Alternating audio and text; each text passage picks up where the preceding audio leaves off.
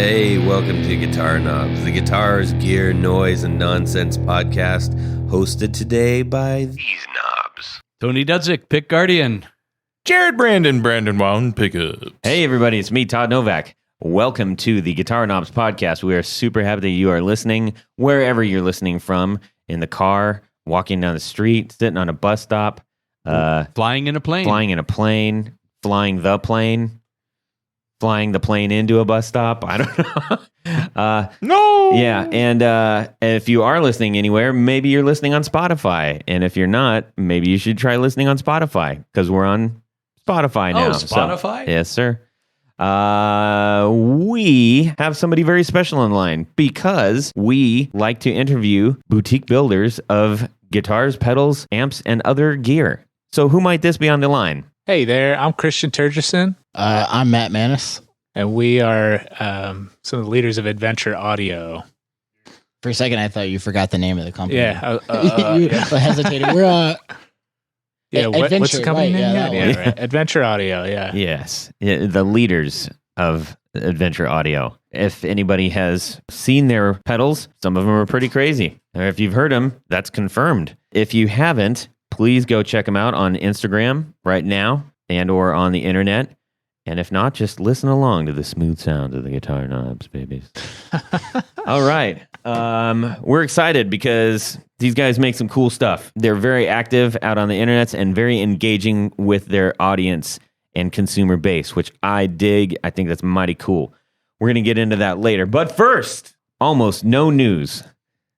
There's a lot of news brewing. It's just not here right now. No news is good news. Yeah. So let's just get into things, shall we? Antoine, Yes. what is happening in your world this week? My world this week. Let's see. One of the fun things I did this week is a buddy of mine had a early 60s Harmony H74 that was missing a guard, and the little, there's like spacers that go underneath the pickups, or gold foil pickups.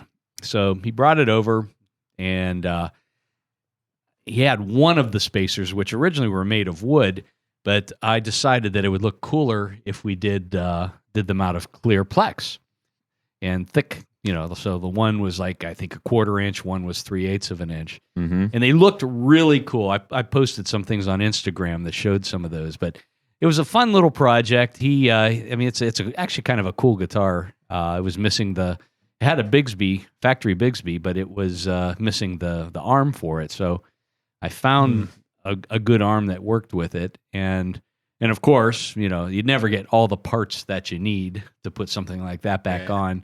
So, a couple of trips to the hardware store and found exactly what we needed and got it back up and running. So Nice. he's got a little more restringing, little setup work on it left to do, but I thought it came out pretty cool, and I just love the look of that real polished out thick plexiglass. So that was one of my fun things I did this week. Radical, man. Radical. Let's hear from Matt. What's going on in your music world this week, bud? Well, I play in a two-piece called Dog Math, and I'm slowly but surely working on writing more material for that. I play baritone guitar, and another guy that works with us plays drums under the general umbrella of math rock. So I do that. I'm working on writing stuff for that slowly but surely. But I also have been head over heels into the modular synth world and general non-musical audio world. So I'm also working on, I carry a field recorder around in my backpack when I go to places that I don't typically go to, and just leave it on. So like I have like hours and hours of recordings from like Boston, New York City, Nashville, Just ambient, like culture sounds? Yeah, it'll be like Cool. Tell them about the bus sneezes. Yeah, well, so the thing that really makes me want to do it, that like interests me about it, is the fact that like every city sounds different. Every place sounds different from another place. Like subway in Boston, the trains don't sound the same. The intercom that announces the next stop isn't the same voice. The beeping sounds that happen when the train stops and the doors open aren't the same. The sound that the doors make when they open aren't the same between like New York City and Boston or anywhere else with a subway or a bus. Capturing all of those sounds, it's kind of like an objective way of like taking stock, measuring, and remembering what happened. And then later I can go through and I can take those out, take out the significant things that made one place differential from another place. And then I can edit, manipulate them to make, hopefully to make a piece that is way more subjective. And it's like, it's an objective thing that happened. This was a time and a place and a memory, but here is the representation of how I felt during it. That's Dang, all being man. cultivated in your project, our roommate Chris. Well, we'll getting into some of that stuff. So my housemate and I, we do this like 2-piece improv like noise thing where he plays drums and I start with a unpatched modular synth. But that's a little bit different from this. This is like a like solo thing that like I'm doing on my own time. But so I play dog math rock thing, and then I do a half-hour set improv noise band, and then I am also working on cultivating albums from different places and times of like manipulating recordings from those places. Cool. Wild. Now might be a cool time to shout out that thing with Noah from Death by Audio. He kind of gathered all these weird people together. Yeah. He and our friend Matt Heaton, they started a tape label called 10 Trimmers, and my housemate and I, our project Wave Beater is like the modular synth drums noise thing.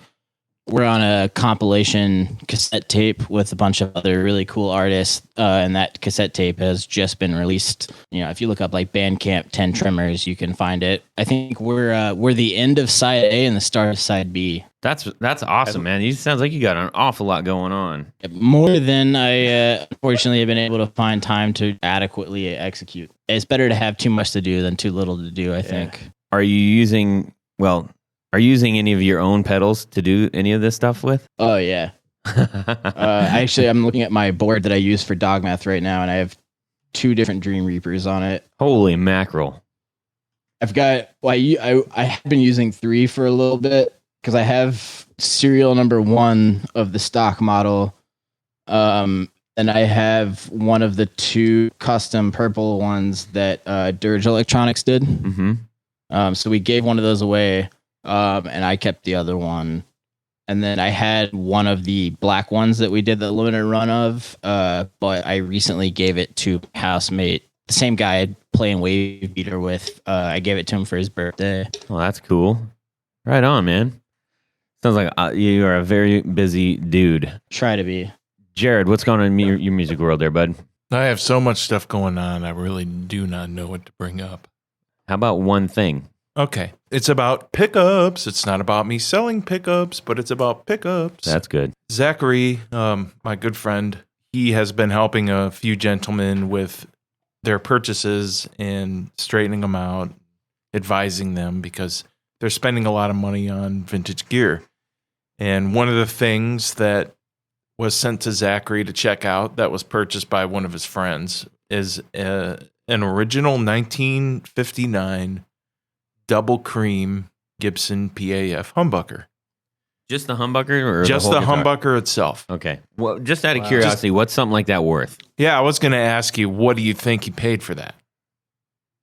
I'm going to Anybody? guess $500. That's where I was going to go. About tree fitty. I'd give him 75 cash money on the table. Does anybody want to make a serious guess? 1,500. 7,553. No. 30, I was going 30 to say 750. $3,500. Oh, that's idiotic. That's ridiculous. Sets will sell for close to $10,000. That's Wow. insane. Jeez. No. I'm serious. But, So insane. but if you need those for your 59 burst, then You don't need a Yeah. 59 chances burst. are you can afford that. yeah. It That's should that's be very worth true. 10 grand if Gene Simmons like spit on it or something. Actually, It should be worth less if that happens. yeah, they actually did buy it from the lead guitarist of Buck Cherry. Well, there you go. But That sounds weird. and that doesn't matter. The only thing that matters is that it was authentic, and it totally is. It's very clean. It's authentic. It's actually one of the first times I got to see an actual double cream PAF because they're very, very rare.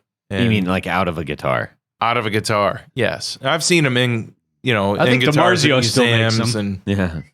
and they're very rare, very expensive. So I thought it was really cool. That is cool. That's cool. Authenticate. Verify. Yeah, we got you. Yeah, Yeah. authenticity. I know what you meant. All right. Authentic. Christian, Authentic. help him out of this. What's going on in your music world? Authenticate. Oh man, I'm gonna be honest. I don't play too much music. I used to a lot a couple years ago, but me and my girlfriend kind of play in a joke band where we just change the name of the band every week after different Gatorade flavor. It's not still Riptide Rush. No, it was Riptide Rush. I think we're kind of moving out of that. So we just kind of play like, White Stripe stuff and, the Cars and I love the Cars, whatever. man. What do you do when- Love the can just Cars. kind of do? What do you do when you run out of Gatorade flavors? Go to beer. There's so many, though. Yeah, there's probably. That we can move to discontinued Gatorade flavors. There's like the vintage, that would be hip double as shit. cream That Gatorade would super flavors. hip. You know, what I mean? There you go. Yeah. There's got to be some like Japanese versions or like just foreign versions Yeah, where right. they name things really differently. That What would be- about like red Yeah. or grape or green? Hey, we could do. Yeah, we'll just go plain. Donkey honestly, Orange. though, Riptide Rush is such a good name, though. it really Yeah, that is a Like- great one. I don't want to limit you guys, but I wish you would stick with that one. Yeah. Oh well. Yeah. Maybe we'll consider it. I don't know. Nice. Okay, I'll just tell you. What Tony's is just going on in your he's in a music mood world tonight, this so week? I'm on this search, and I've reached out to people on the internet. My new amp doesn't have reverb on it. It's the first amp that I've ever had that doesn't have reverb.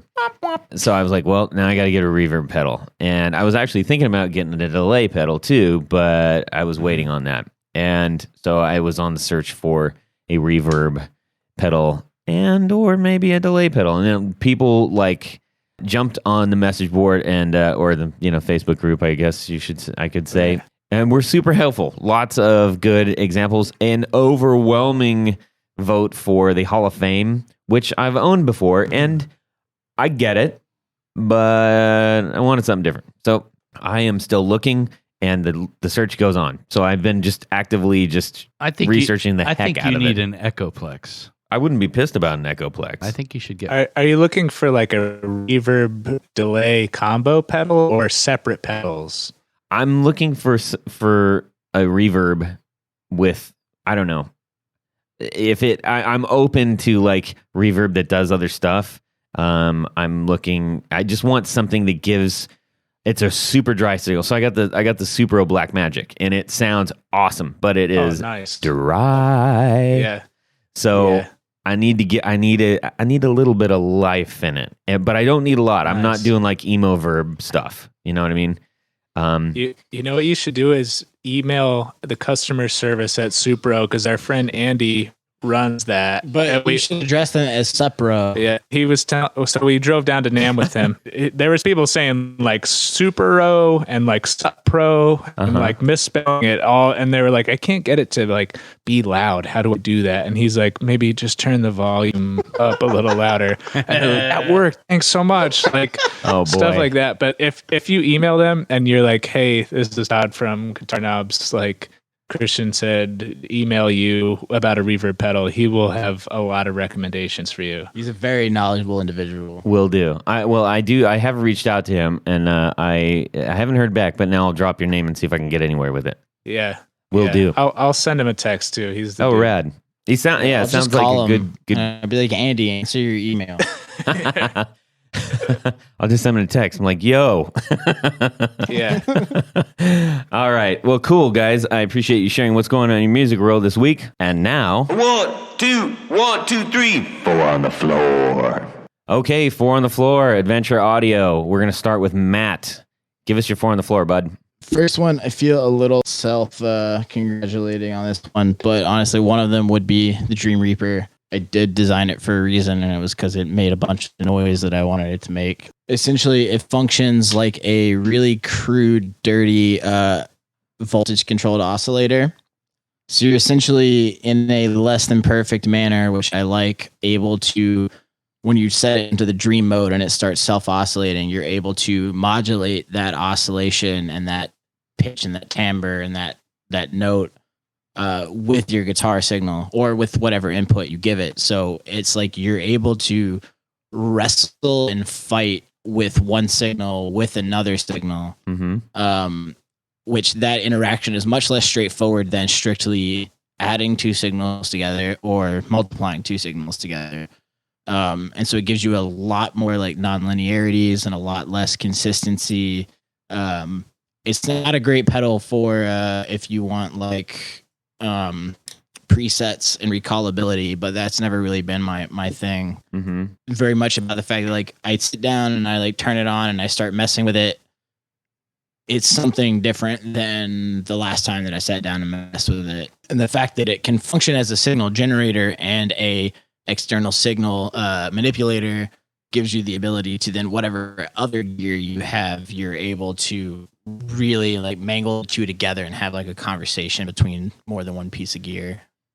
That is one heck of a description. That's maybe the most heck of a description that we've had on any pedal so far. I mean, we told me to get more. So Yeah, no, I like it. That's great. He's a man of many words. That is great. What's number two? Right now, honestly, it'd probably be Red Panda Tensor because it's basically a sample manipulator pedal. It functions kind of like a delay looper, but it's so much more than that. Andy actually he has one. Our friend Andy Pitcher from Sir Pro. Yeah, stayed with us at the Airbnb that we were at when we were at NAMM this summer. He showed us a lot of tips and tricks with it, like where it has like a certain amount of time for recording like a loop if you're going to use it like a looper pedal. But you can get more time than that because there's like a time like condense and like stretch knob, so you can like turn it up and it'll play back what you recorded faster. Or you turn it down and it'll play it back slower, lower pitch. If you turn it all the way down, record the maximum amount of silence, turn it up and record something back onto that like an actual thing. And so that will play back at the same speed, but you'll get more time out of it because the initial like silence blank layer was like right. The size of the window, right? Is then being time stretched. So you're actually changing the record size of the window. Yeah, if you like have it going really fast and you record like I think it's like 4.6 seconds or something is the most you can record into the memory. If you record it at the fastest speed and then you turn the speed all the way down, you all of a sudden have a lot longer of a silence window that you can then record in real time on top of. That Thanks, is some Andy. serious Tips and physics, tricks. man. Yeah, we both went to school for electrical engineering, so Did you this really? kind of stuff is like ooh, all right. Wow. I might have to listen to that a couple times too. All right, what do you have for number three? Honestly, I might just have to give a throwback shout out to my very first pedal, which was a Metal Zone. Yes. Hell yeah! That is Knowing what I know first now that recorded, utterance of Metal Zone so far of everyone. Well, knowing what I know now that I didn't know then, it could definitely make it sound better than it does when it's stock. So there's like the two sides where like, all this like dirt and stuff. I mean, everybody knows what a Metal Zone is and what a Metal Zone sounds like.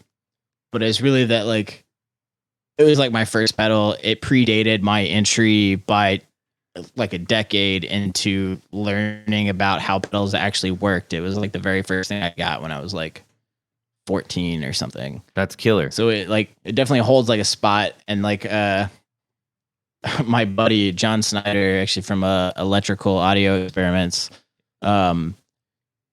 his before name either probably of us gets knew- dropped more than any other name on our show. Like legitimately. He's the hey, dude. John. I mean, he's I don't know. Yeah. We actually Sup, we John? met at college because we went to school together. We tried to do we were gonna start our own like low key pedal company like around like maybe junior year called Beer Money Pedals Co. And we were gonna sell pedals just like for just enough Just to for be able to Space buy Kitty. beer. Yeah, exactly, for Space Kitty. But neither of us knew what we were doing at the time. So we came over to my apartment and we tried to start working on an HM2 clone. And this was like, if we had known what we were doing, we would have been like just enough ahead of the curve of like the explosion of like HM2 based pedals.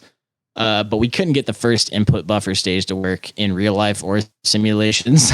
So we kind of like gave up and we're like, we'll do this again some other time. And then we never did, but we both kept going with this journey independently. Yeah. He told me that I could take all the silver caps out of my metal zone and it would sound better. And then I did. And then I texted him back and I was like, yo, dude, this doesn't make any sound anymore. Yeah. And he was like, you're only supposed to take out some of them, not all of them, but I'm not sure which ones. It was my friend that told me that. And I was like, all right, I still have that pedal and the bag of capacitors somewhere around my desk with the intention to like get it back working one of these days. Got to figure out what the decoupling from the filter caps are. Well, at the time I did not know the difference, but now I do. Number 4. Fourth one, it's 4 on the floor, buddy. There's definitely better shifters probably out there, but right now I'd probably have to say my pitchfork, because that allows me to do what I do. So in Dogmath, I play a baritone guitar. Yeah, I have an old Seafoam Dan Electro covered in stickers and blood because I don't know how to restrain myself during shows. Yeah, right. Yeah, I don't want to play that thing, man. It's covered in blood. Yeah, dude, Chris picked it up once and he was like, I picked it up, start playing it, and I was like, I don't want to touch this anymore. Yeah. But your guitar, man. Basically what I do with my baritone is that I used to split the signal on the board so that I had the guitar signal through my regular chain through a guitar amp, and then I would send the other copy of the signal through an octave down with no dry signal and then send that to a bass amp. Rad. But I found out, or I realized that the octave down signal sounded a lot better with the neck pickup rather than the bridge pickup. There's not as many high frequency harmonics to confuse it. So I modified my baritone, put an extra hole in it, put a TRS jack on it so that I could send both pickups out independently. So I send the bridge to the rest of the guitar chain, and I send the neck pickup through like a compressor and into the pitchfork with no dry, which I used for just like to basically be the bass player for our band. And it's like a pretty much like always on, like not really a like cool, glittery, sparkly function.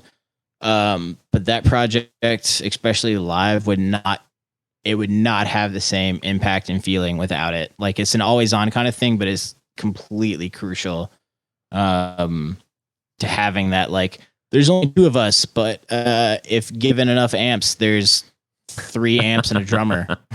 Rad. That's I'm really impressed at your ingenuity with trying to carve out sounds that either aren't there or that are yet to be revealed. That's one really impressive 4 on the floor.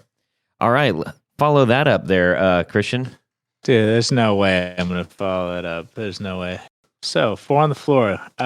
First thing that came to mind with the 4 on the floor is, first thing in my chain usually is the new Keeley compressor, the sort of smaller one. Right. I know it's got the compressor pro and everything, but the newer one, first of all, super cheap, does the thing really well.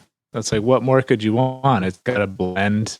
It's got a single coil humbucker switch, tone level, sustain. It's most versatile tool, I think, in chains that I would run in Riptide Rush or whatever Gatorade flavor it might be, you know. We're gonna have Keeley on the show here pretty soon. We just signed him no up. kidding. Yeah, I'm really excited.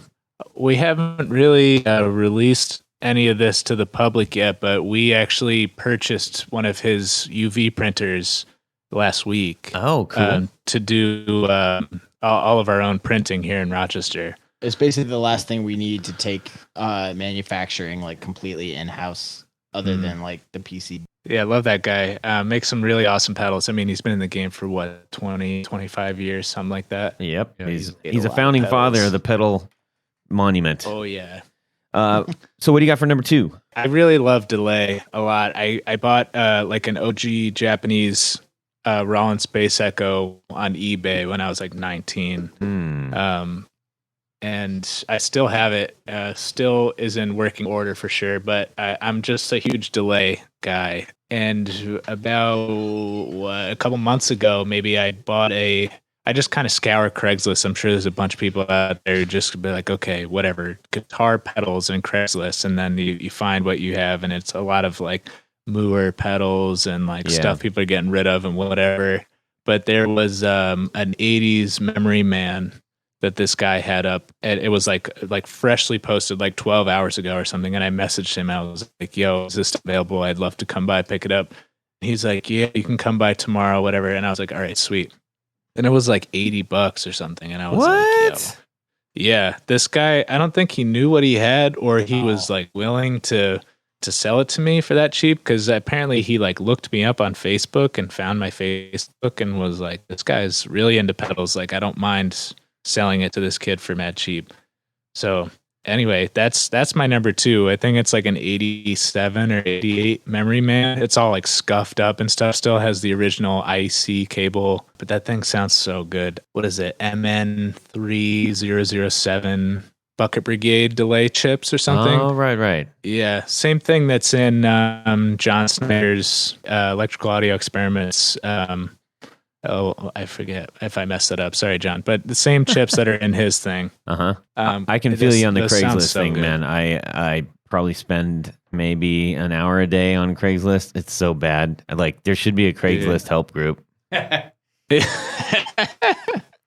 Honestly, Saturday mornings, I'll like, maybe some Friday nights, I'll like have the free Craigslist thing set up. So when I wake up on Saturday for like the morning scroll, I'll be like, okay, here's what we got for Saturday morning free stuff. Because in Rochester, there's a lot of people giving away stuff, or they'll be like, curb alert. Sure. Here's like a shelf and all sorts of stuff, Yep. Yeah.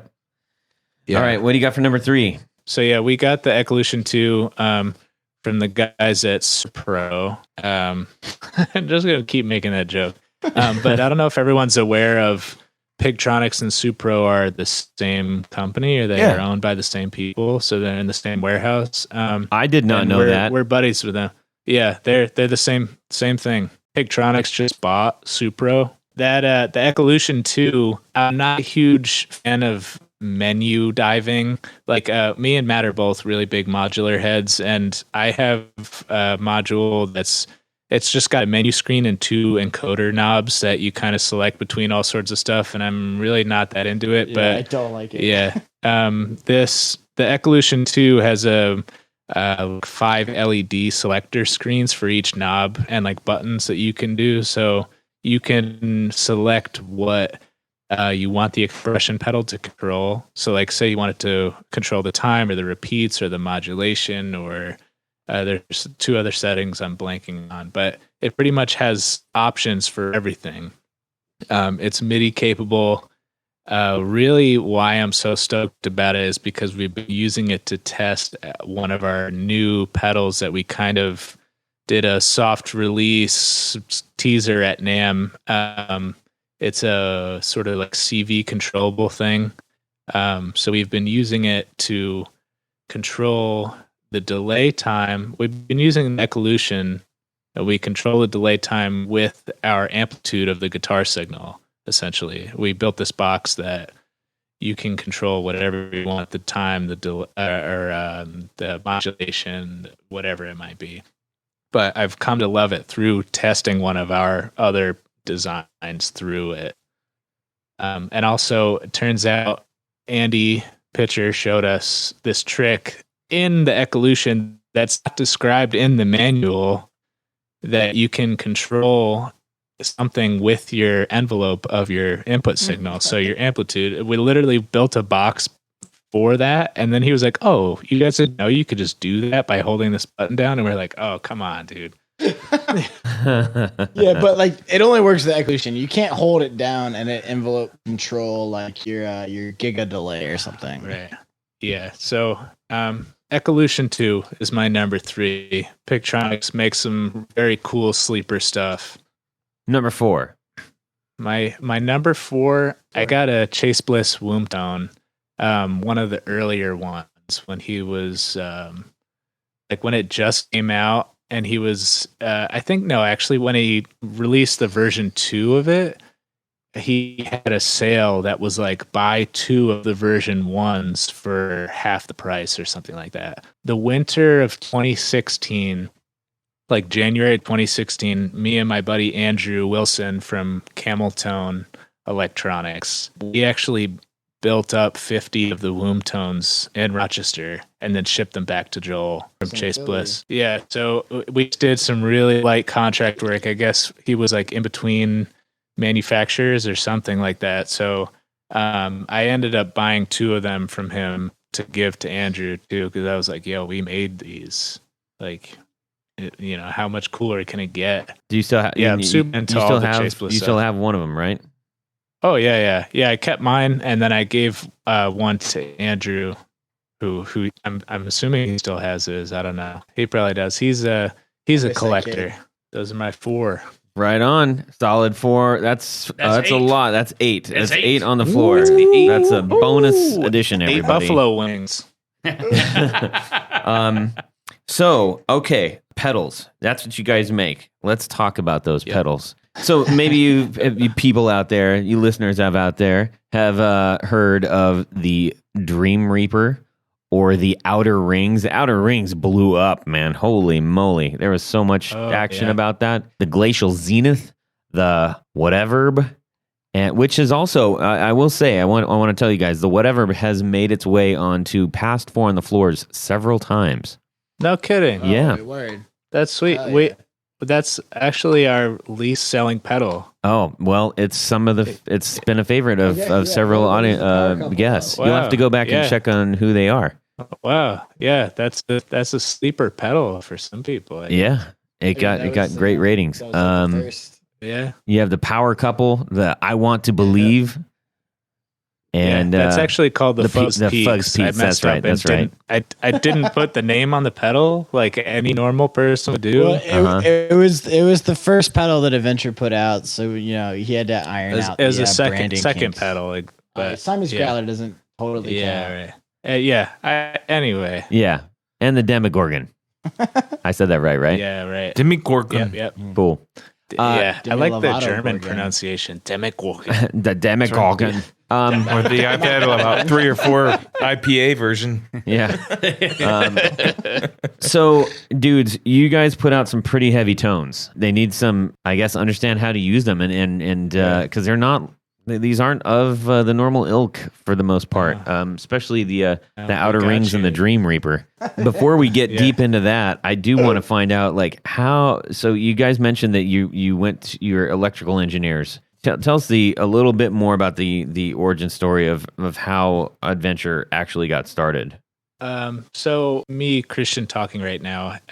I started Adventure in an apartment in Philadelphia in 2014. Just kind of, I just got out of college and I just moved to Philadelphia with some of my friends, and I was like, this is awesome. I'm in a city, whatever. I grew up in New Jersey, and I was trying to find a job, literally applying to any place that would hire me. Like, I was ready to flip burgers. I was ready to work at, a donut place or whatever. And no one would hire me for whatever reason. And I was like, this kind of sucks. I'm running out of money that I moved here with. And I remember looking at some of my gear that I moved there with and kind of popping it open and being like, this doesn't seem like super hard to do. Like, maybe I could teach myself how to do this. And I already had a sort of inclination for audio gear and electronics and stuff. I've made a few kits before and stuff like that. So I was like, what if I made a pedal company that I could sell pedals, maybe like 3 or 4 pedals a month, and that would help me at least along the way while it doesn't eat at my savings, So I started Adventure Audio. I kind of just stumbled on this, I was looking for a name, kind of stumbled on this thing on Tumblr, and it just said Adventure, and it really stuck out at me, and I was like, that's it, Adventure Audio, that's the thing. And at the time, I was also an apprentice at DIYRecordingEquipment.com, where they make DI boxes and 500 series stuff for recording and mixing and all sorts of stuff like that. Really cool website. I started there in the early times when they started too. So I kind of was trained by him on how to start a small audio electronics business. So anyway, 2015 comes around. I want to know more about audio electronics. I moved to Rochester, New York to attend the University of Rochester for my master's degree in audio electronics, more focused in acoustics and digital signal processing, DSP. So then I live in Rochester. I continue adventure. That's where the Fuzz Peaks kind of came along. And then in 2016 we met. Was it 2015? I think it might have been the fall of 2015. He emailed me actually a year before while I was living in Philly, which is kind of weird. And he was like, "Hey, I'm thinking about going to University of Rochester for the same thing." There was an email. So we both took this online course through Coursera.org, I think it is. And it's like a website. They have free / you can pay for it. It's like courses in different things that different universities like have the class in. UR did like an intro to audio electronics, and there was a like intro to audio electronics projects like PDF that you posted in the group chat thing for the class. It was like, yo, I have this like old like 400-page book. Right. It's got a pedal on. It's got like an open wah pedal on the front of it. Yeah, and you're like, yo, anybody that wants this, like, just email me and I'll send it to you. And so I was one of the people to hit him up. And then after I got into U of R, my Google like plus sidebar, they're like, oh God, please use our social media that we're trying to start. Please, here's people you know. And one of them was Christian and was like a master's student at University of Rochester. And I was like, oh, whoa, no way. Like I just got accepted into the UR program. Like he took the same class I did. I should hit him up. Anyway, fast forwarding to fall 2015 semester, he was like, "Yo, we should meet up and this and that. I'm on campus." So I was like, "Okay, sure." So I walk up and he's sitting at a picnic table and he's got his computer open and he's working on a perf board layout. And I remember thinking like immediately, we're going to be friends right now. Like you're working on a guitar pedal design. I make guitar pedals. Like I just kind of sit down and we're talking and chatting and whatever. And then cut to Step Brothers. Did we just become best friends? Yeah, right. Yep. Yeah, That's pretty much exactly. how it happened. Yeah. Why are you so sweaty? I was watching Cops. I know Cops doesn't come on till 4. Yeah. So yeah, I guess what is that? 3 years later? This is like We've going on the 4th year. both live in this 9,000 square foot warehouse in the slums of Rochester that was once a flour mill in the 1930s. Oh, wow.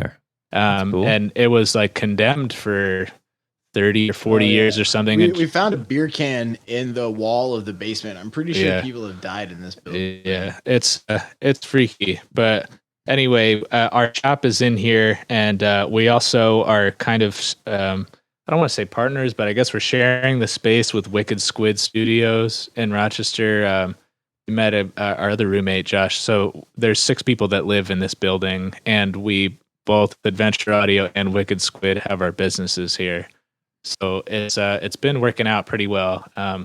But I guess that's the origin, really. We kind of skipped 2016 to 2018. That's okay.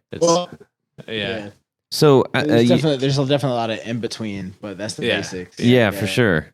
So, okay, so that's a really good backdrop of your origin, and you have a pretty solid partnership. You're decided you're going to start building pedals. It's a pretty crowded market. You guys are coming on right at the big wave of all this. How did you go about figuring to fit into all this, and ultimately, how did you guys get to the sounds that you've been chasing, and those kind of things? Well, I think a big part of fitting in this industry is also standing out. Mm-hmm. So, me and Matt have a sort of yin and yang dynamic when it comes to our skill set. He is really the mastermind behind the Dream Reaper and the Outer Rings. Like he go on about that. I feel like it's a lot of exploratory stuff. The item that you get the like it being in the enclosure, it being in the form that it's in, like its final form is a lot of teamwork. I don't mean to downplay that at all, but the like electrical, like the design and engineering behind it, those are both like my little like baby brain children. Right, gotcha. And were those which one came first? Well, I should say the Outer Rings I know was released after, but was that a concept before, or did it literally just get developed after you did Dream Reaper? It's it was definitely after the Dream Reaper. It's a strange origin of concept. We actually between I think this was in 2017. Before we moved into this warehouse, we both had separate apartments, and my lease ended a month early, so I was living at his house for a month.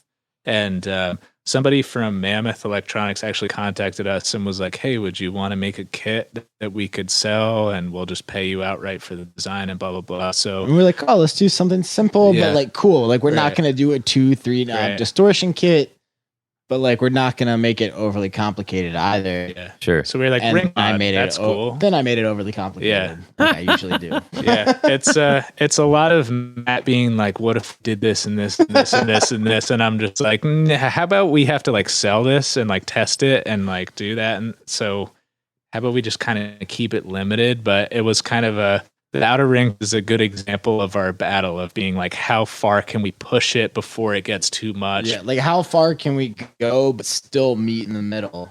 You know? Yeah. Yeah. I don't know that you found a middle, to be honest. That's part of the fun is that exploratory process. It's like how far can we go, and also where's the middle? Right. Also, where's the beef? Yeah. Well, I think it's something to note is that a lot of people there are many different consumer styles of pedals. There are some that are just like clamor around the traditional stuff.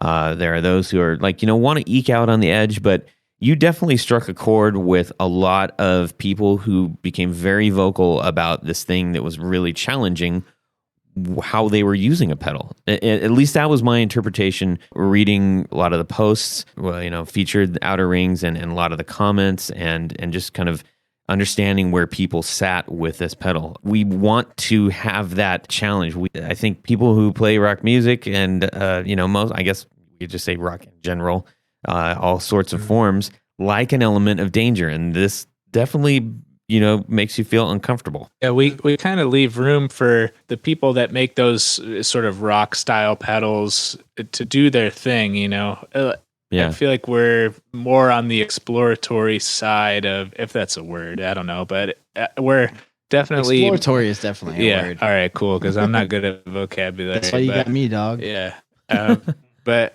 I think we definitely push the envelope when it comes to traditionalism. Mm-hmm. I have no place for traditionalism in my life. That ended with the glacial zenith. Is that what I'm understanding? Yeah. That's a third rendition of the first pedal that I ever did. It's actually based on a TS-808, but then I was like, what if we did a boost? And then what if we did a filter switch thing? And then it just became the Glacial Zenith. And now we're going to launch the Glacial Zenith 2 with even more tone shaping, an active 3-band EQ, clipping selector, everything. I got to tell you, at NAMM, I probably played with that pedal. I played with that quite a bit. I kind of left the Reaper alone because I knew that I was going to be able to play with that at home because we were picking that up. But I was able to get a really great range of tones out of that, and I appreciated playing with that. It's funny I'm saying playing with these pedals because literally, for those who aren't aware, when you at least at this last NAMM that we were at. It was just tables and tables full of pedals that were all hooked up, and you got to walk around with a killer guitar and they had Pure Salem guitars, Pure and Salem, it was fantastic. Yeah, our buddy Grant does an awesome job at Big Year setting that whole thing up. Kills it. We've been through that. That was the third year we've done that with him, and he I've seen him stress out a lot over that, and Well, he really we always pulls it get- off. Such a good job. Nashville being far away, we always get there at like 3 a.m, like Yeah. a day or two before NAMM. And so Right. he's always still like going about stuff, like getting it all set up, just like putting everything he's Yeah. got into it. Big Ear Pedals. If you haven't checked him out, you definitely should. Great dude. Definitely. He's scheduled on the show too. So we're catching up Nice. to all the people. All right, so let's talk about I think another big showstopper you have right now, which we have in front of us, is the Dream Reaper, and this one took quite a few ropes to wrangle. I'm not gonna lie. So Yeah. help us and our audience understand the Dream Reaper. Okay, maybe Matt should definitely take over this one, but I was going to say maybe we should start with a question, because I think it's always something that's, someone's confused about, or what, knob combination or something. Uh-huh.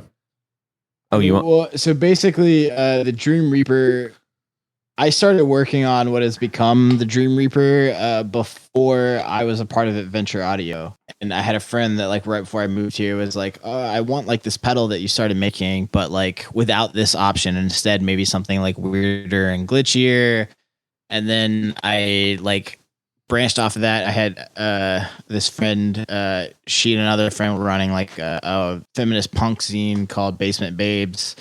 And I wanted to like make like a pedal that was just like gnarly and loud and like dirty and just like angry and like a lot of noise for them to use as like a giveaway, and like put the artwork as like the pedal and just use that. And that was kind of how I started to stumble on the Dream Reaper like circuit. And I was like, oh, I'm still going to do this, but like I got to like keep pursuing what this sounds like. Mm-hmm. So the very first original, like, quote unquote Dream Reaper was a giveaway that has 2 knobs and 2 foot switches, that has like a black and white, like, middle finger on it for a feminist punk zine. And I was really stressed out trying to like spray paint it right. It was really cool though. I was really stoked that it came out, and I like kept pursuing it, and I kept working on it, wanted to like see how far I could take the concept of like, all right, I turn on this like feedback, I get this sound. If I turn the knob, the sound changes. Like, what other parts of this circuit can I put on knobs that will like change the sound in a cool way? Yeah. So, but anyway, back to the sort of controls and somewhat confusion of the Dream Reaper. I feel like some people get confused about the sense knob and the force toggle. Just to clarify a little bit, when the force toggle is down, the sense knob is just not activated at all. So when you turn it up, then the sense knob kind of becomes your input volume in a way. So if you think about like that sort of Jack White, like squealy thing, if he's like messing with his knobs on the guitar and like, that kind of thing, it's my best vocal representation You mean of when that. he's ripping off Yeah. Riptide Rush? Very good job. Yeah. So when there's a buffered pedal before the Dream Reaper, like Matt was saying, the Dream Reaper doesn't react the same to your volume and your tone knobs on your guitar. So we essentially, the force switch and the sense knob kind of act as if you were to pull off your volume guitar on and put it on to the Dream Reaper, so you can kind of manipulate it. One thing I found is that this pedal especially reacts very differently between humbuckers and single coil. Yeah, it's based on the impedance of your. Well, so especially pickups. when you're plugged straight into the Dream Reaper. So when you set it into Dream mode, the Dream Reaper is basically it's an oscillator. Uh-huh.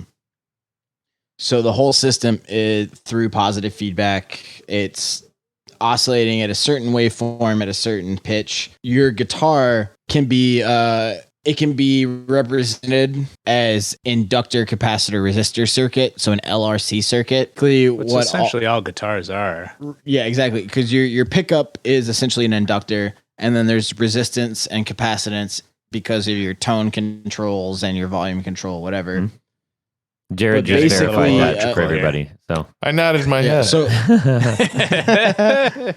but basically, what all that amounts to is that if you have a circuit that has the potential to self oscillate, and you connect a resistive, inductive, capacitive circuit to it, that subcircuit acts as what's a thing called a tuning tank. And so basically inductors and capacitors do the same thing, but in opposite directions, essentially. So if they're connected, a capacitor is discharging and an inductor is charging. If the inductor is discharging, the capacitor is charging. So if you have a circuit where they go up and down, back and forth, and you plug up a speaker to that, you get an oscillating tone if it's in the audio rate. And that's essentially what the Dream Reaper does. Among a lot of other things. Yeah. We will be supplying a glossary of terms at the end of the show, downloadable PDF. Oh, man. Dude, Matt, you should just walk around with a glossary of terms so you hand out to people. Please read this before you speak with me. I do. It's called my brain. Look, if anybody's confused about this, the best thing to do is just go on to YouTube and check out some demos, because one thing that people have done, they've done a very good job of helping to understand how this pedal acts and reacts. And whatever you do, don't plug your telly straight into it with all the knobs up, or with all the knobs, and then that was how and I then just turn designed it. everything on without proper ear protection. Right. Okay, yeah. The proper ear protection is crucial, but a telly is what I did design it with. Yeah. We do have a suggested settings on our website under the Dream Reaper, and then you go into the additional information. There are suggested settings. So if you're looking for like a lighter tone, it kind of ranges from like nice. a light tone to like a really crazy. You can get like gated oscillations where like it only kind of oscillates when you hit a note, and then as the note dies out, the oscillations also kind of die out. If you're really curious about certain types of sounds and settings out of it, or you're having trouble getting what you want out of it, feel free to email me as a general public thing. Like, there you go. hit me up. Nice. I will do my best to get back to you, and I want you to get the most out of it. We're just a couple tone nerds. We email that kind of stuff all day. Let's do it. So I have a Mutron biphase at home, and why is that funny? That pedal's awesome. Yeah, it is. I don't think it's funny at all. No, it's not the pedal that's funny. It's Jared. Why I brought it up. Special way. Of So saying things. But I was going to add to the instruction portion of the conversation. This Mutron biphase, it's huge. It's like it's like not a pedal that you have on the floor. Oh yeah. It's got like a Put big it on stand. a mic stand. Yeah, I put it on a mic stand. It's got the thing underneath for that. But anyway, it actually comes with templates. You can set over all of the buttons and switches. Oh, sweet. And it shows you like, here's a stereo biphase, and here's a ultra phaser, and here's a this or a that. So I think I'm into that. We should do that. Like a template we thing? should include flashcards. Right. Like flashcards that fit over I was the pedal. thinking we have a 3D printer that we've been printing a lot of all sorts of stuff that we have on the website. But if we 3D printed a template that goes over it, are you talking about like an old school projector kind of clear paper template? Is that no, what it's just it's a solid piece of paper. Yeah, it's like Printed. it's not really. It's just a really solid piece of paper, like a wax paper. Cardstock, something like that. Okay. Yeah, Like an old like 70s template kind of thing. yeah. Well, it's a template. It just goes over the whole thing. Yep. So.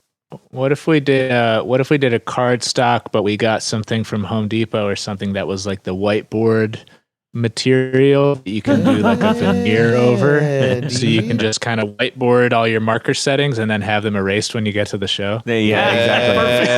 That's exactly what That's how it works, doesn't it? Yeah. So Honestly, anytime Dogmath plays a show, I like set all of my knobs like during sound check. I'm like, all right. Well, this is the sound that we're gonna have tonight. Yeah. So listen, what are you guys? We'll start wrapping up your big interview show part of this. I'm curious because you kind of have the sort of the pre Dream Reaper and you have post Dream Reaper stuff. Mm-hmm. Now that you guys have converged, where are you going? Oh man. Is that too big of a question? A long list. It's a long list of stuff. We've talked about a lot. We're keeping a lot of secrets. I mean, the Outer Rings came out in February, and since February, we've designed probably 7 or 8 other things that are not released yet. So and then like another like 10 plus things that aren't quite at that stage yet, but have been conceptually designed. And are all these usable? Hopefully. Well, they have more than 7 knobs. Yeah. Some of them not. Yeah. You know? We have very expansive plans to go into the modular synth market, considering both of us are turning into huge modular synth guys. That's so we're going to kind of pivot that. That's what the CV jacks on the Outer Rings was kind of alluding to. Is partially that, and it's also partially like bringing the ethos of modular workflow to pedals, as well as bringing pedals to modular. Right. Because pedals, I feel like people think of pedals as a very serial thing. It's like you plug this into this, into this, into this, and that's a chain, you know, but it modular. acts on the thing before it, but it doesn't communicate with the thing before So, it. Right? really quick, I think you just started to touch on something. The difference between the way that we look at something serial and then the way that we, you were just describing modular. I think modular is a term that has a lot of different meanings. Could you maybe just describe that without the full-blown glossary? For sure. So modular just means that you can fit one piece into a system, really. That's, it's a uniform piece that fits into a system. So we're designing more specifically Euro rack modules that have a specific power system and all this and that, blah, blah, blah. But basically, modular means that one thing does one particular function, and that's it. Like, you can have different pieces of gear that perform different functions, and you're able to make them communicate together in different ways because they're not hardwired together or connected serially. So like one thing, it might have an input and an output, but it might also have a control input that controls something else about it. Right.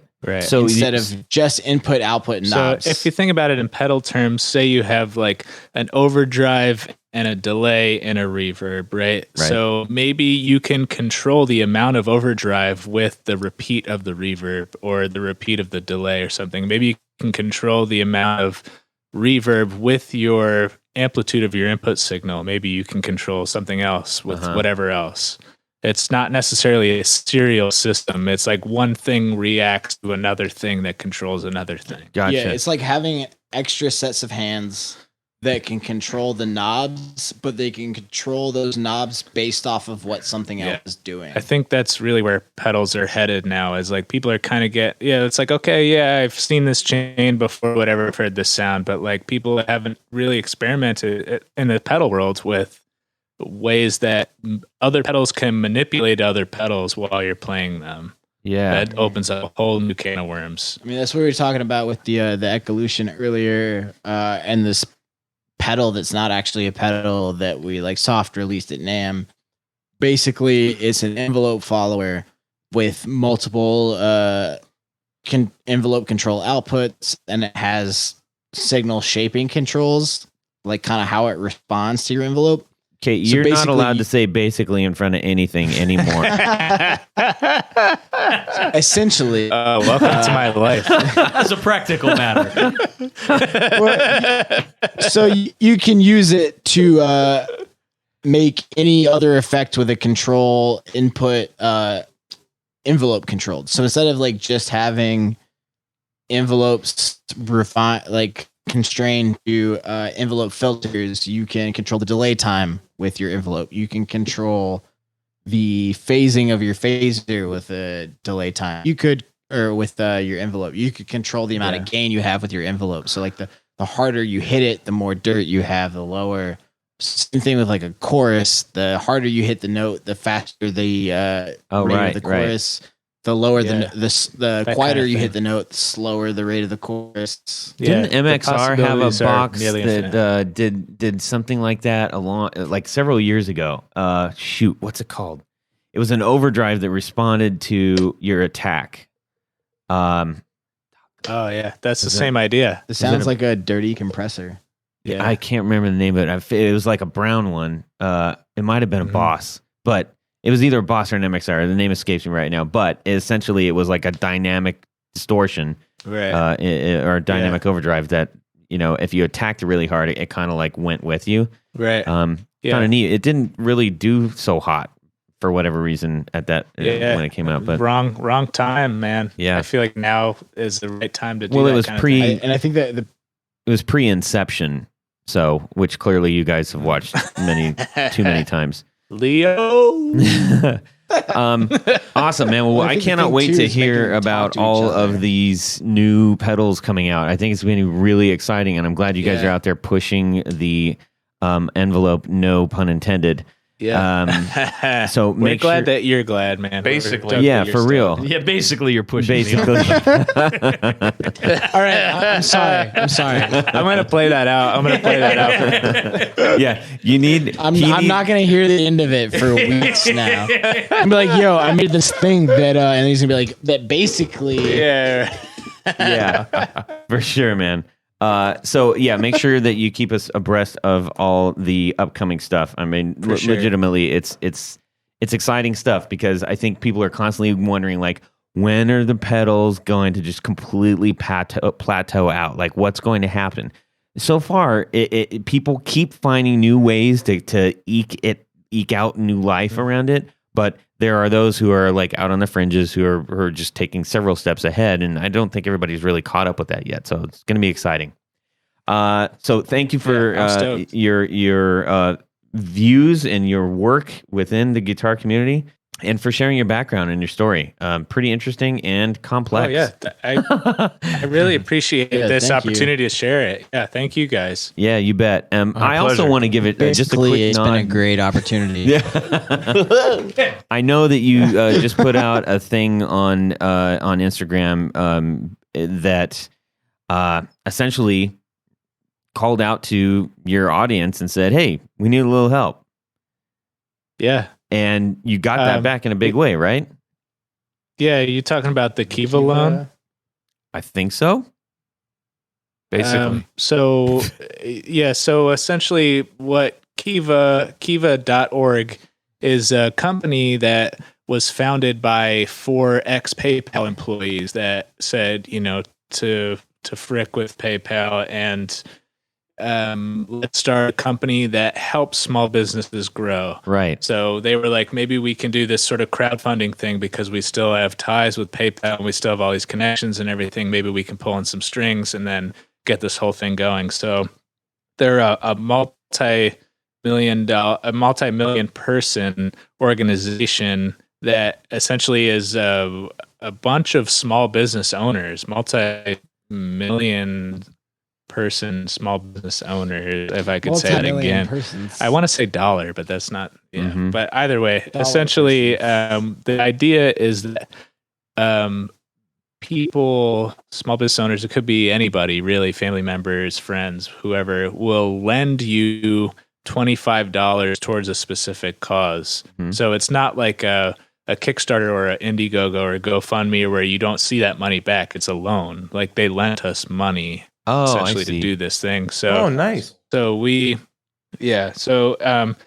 even though it's PayPal's baby, started by 4 ex-PayPal employees, PayPal ended up buying the company back, but they don't have any association with it. But the people who told me about this whole thing said that they were. So I was like, I mean, we work in capital with PayPal anyway. So it's a non-bank loan. Yeah, essentially. And Like a bunch so of what microloans. we had to do, yeah. So we had to prove to Kiva and the city of Rochester, New York, that Enough people Yeah. gave a shit about Yeah. stuff Yeah. about what we were doing. so we had to prove to the city of Rochester, New York, and Kiva that enough people wanted to lend us money and trusted us enough with $25 a piece kind of thing. So they were like, okay, so what you have to do is have 30 people lend you $25, and then the global Kiva community will take care of the rest. Wow. So we actually broke the record for the fastest Kiva loan funded in Rochester, New York, in under 24 hours or something we like that. it ended up we didn't need the public Yeah. Kiva group at all. Like we privately through Kiva got funded. Yeah. In They had 3 me days. submit this document of like my business plan and my following and my email list and all this and that. And they were like, we just want to make sure that you're going to get the funding because it looks bad on us if you don't do it and everything. And then we broke the record. And I was like, I have no worries that we're And they going were to like, get the you funding. guys did really great. Yeah. Nice. So essentially what we did a $10,000 loan that we're paying back. And the awesome part about Kiva, seriously, like utilize this. If it's in your city, use kiva.org because it's interest free. There's no interest at all. And we got a $10,000 loan, 0% interest for 3 years. We have 3 years to pay it That back. KIVA. So it's kiva.org. Interesting. Yeah. Right. So yeah, and you can go, I think, from $1,000 to $10,000, whatever you want to do. And it helps that if you go to your city hall and say, hey, I'm doing this thing, can you help me out? And they're more than happy to help you because they want small businesses to grow in their city, you know? Sure. That's a great idea. So we took that $10,000 and we bought a UV printer from Keeley Electronics, which is what we're going to get next week. Nice. Hell yeah. Super cool. Well, when you're down there, tell them we said hello, will you? Oh, yeah. Yeah, For we'll sure. do, for sure. All right, we're going to get on to Jared's favorite segment. Which is Would You Rather? All right, wrap it up. Have an actual tape delay pedal like the Echoplex? Or Yes. would you like to have a tape delay simulated delay pedal? So basically, would you rather the old vintage awesome tape delay that You actually has a disqualified. tape? Yes, you have to be neutral Bad with it. moderator. Or would you Shame. rather have an awesome, Okay, super, there you go. basically a Basically.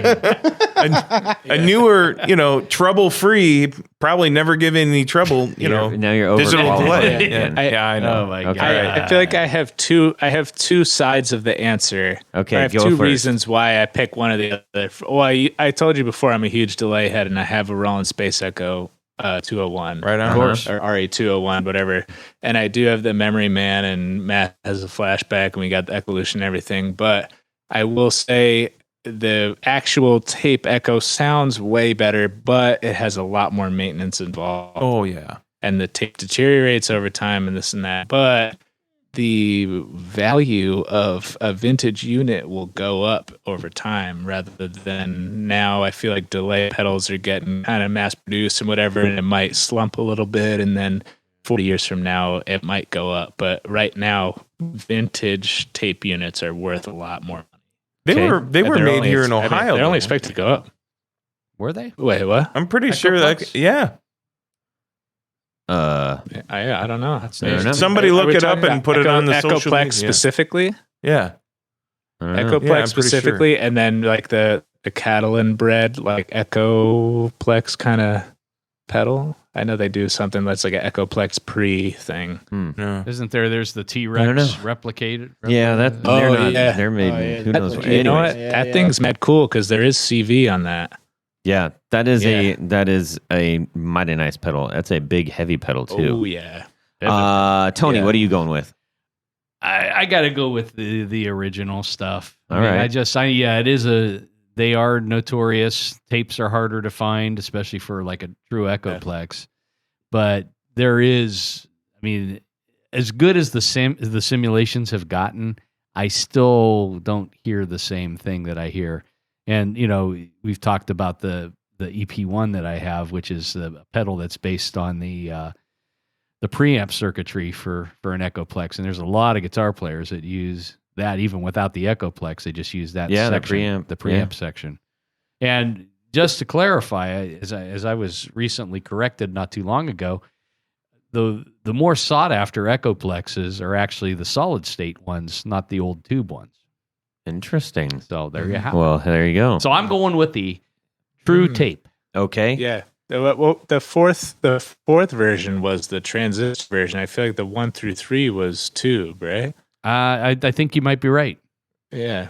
I'm pretty sure the fourth one was the last one they made, and they were like, "We're gonna get hip to transistors and this and that," and it didn't sound quite right. And then they were kind of they kind of slumped out because it didn't sound so good. I did a this is kind of funny. I did like a reggae sort of presentation on the evolution of vintage delay on 420 for my like master's thesis or something like that.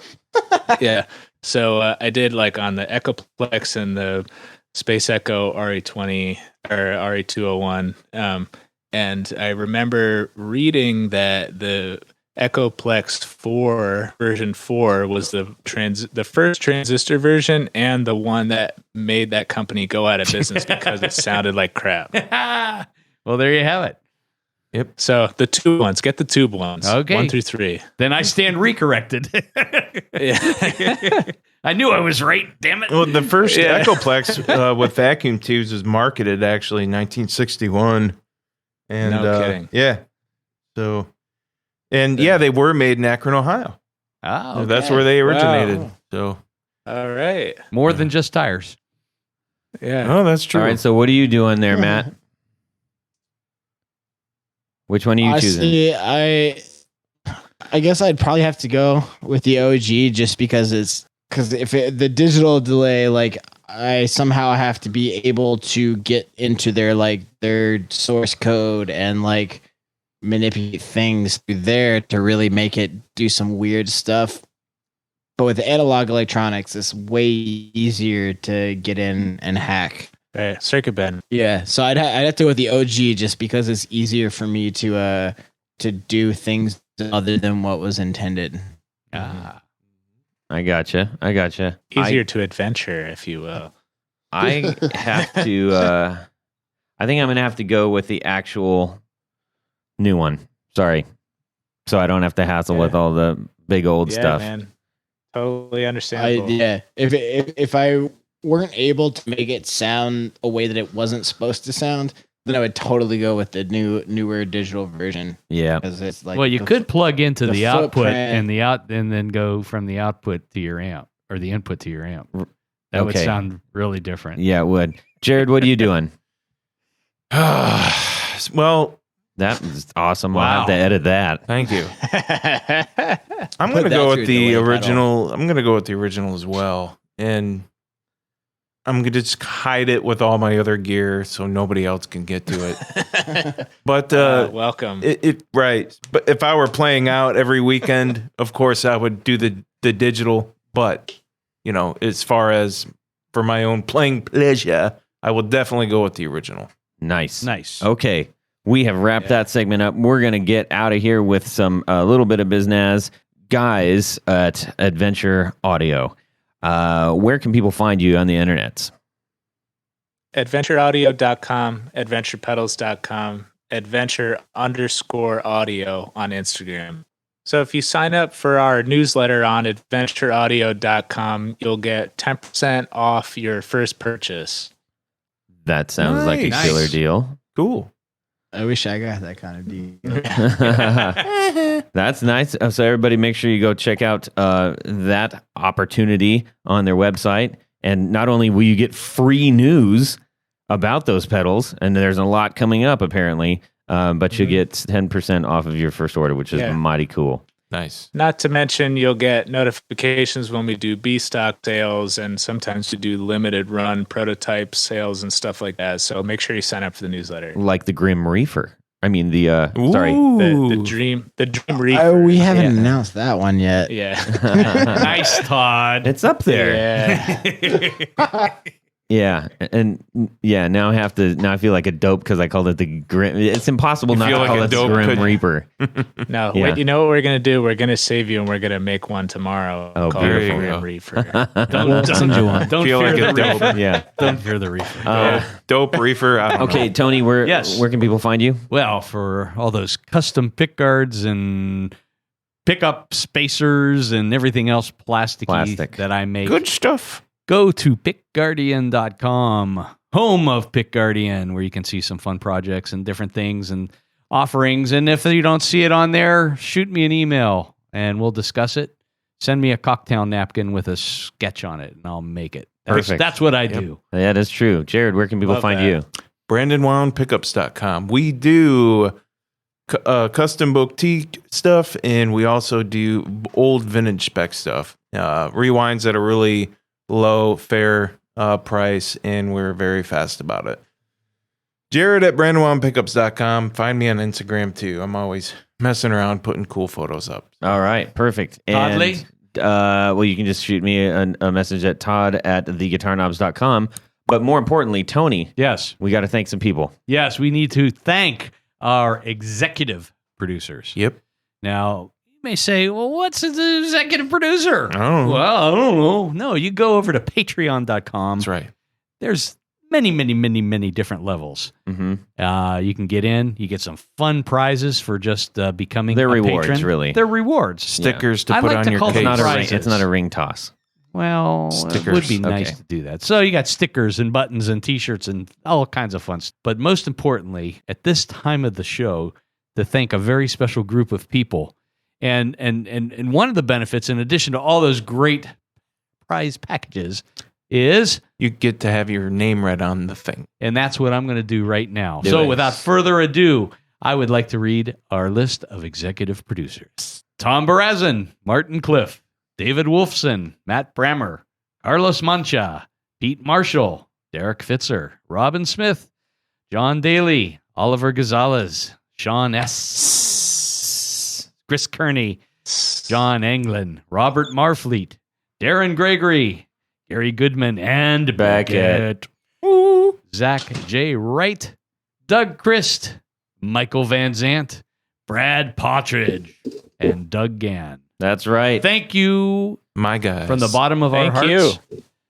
Everybody, seriously, thank you so much for helping out. At whatever level you're at, you know who you are. You're listening. I correspond with all of you as much as humanly possible, and we are very, very grateful. It helps keep the show running.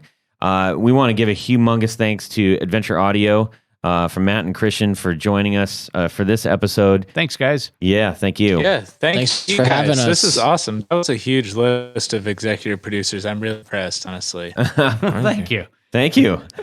There's room for more. Oh yeah, plenty more. Tony's got a lot of wind. Let me tell you. Yeah. Well, thank you for real. Yeah, you bet, man. And make sure everybody go out there and check out those Adventure Audio pedals. Go check out some demos. See where you'd like to enter into their pedal world. Get There's that a place for 10% everybody. discount. Yeah, for sure. That's right. 10%. Yeah. It's all Yeah, yours. For real. And in the meantime, subscribe. Yeah, you have to go deep into the cockles of each pedal.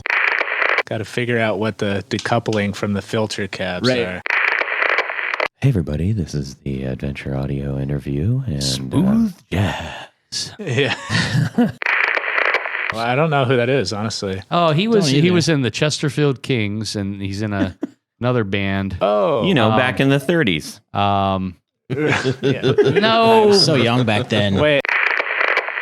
Basically, Well, that's it for these knobs. Please visit our Patreon page at patreon.com/theguitarknobs. Visit our website at theguitarknobs.com for all of our past episodes, 4 on the Floor blog, and other good stuff. You can connect with us on social too at our Facebook page and share your gear and stories on our Facebook group. Also, be sure to check out our Instagram at Guitar Knobs. Catch you next time.